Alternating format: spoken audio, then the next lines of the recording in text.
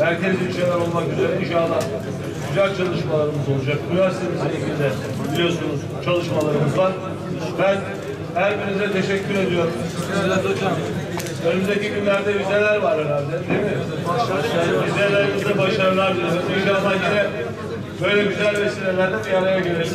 Kucaklaşalım, asker edelim.